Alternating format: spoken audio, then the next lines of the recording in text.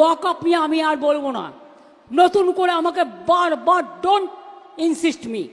ওয়াকআপ আমাদের এখানে কোনো কোশ্চেন নেই।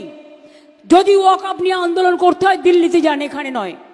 বাংলায় আপনাদের কোনো প্রবলেম নেই, বাংলায় আমি আছি, মনে রাখবেন। আমি হিন্দুর প্রপার্টিতেও নয়, মুসলিম প্রপার্টিতেও নয়, শিখ প্রপার্টিতেও নয়, খ্রিস্টান প্রপার্টিতেও নয়। আমি কখনো কারোর জমি অধিকার করি না। আর কোর্টে অলরেডি স্টে আছে, এটা সাব জুডিস কেস, আপনারা জানেন। আমরাও কোর্টে পার্টি হয়েছি। এইটা নিয়ে আর গুলোগুলি করবেন না, গুলোগুলি করবেন না।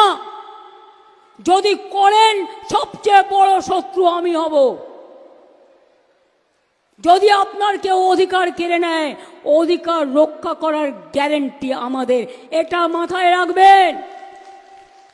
এনআরসি করে কেড়ে নেওয়া হচ্ছিল না, এনপিআর করে কেড়ে নেওয়া হচ্ছিল না, তো আমরা তো রাস্তায় নেমেছিলাম, আন্দোলন করেছিলাম।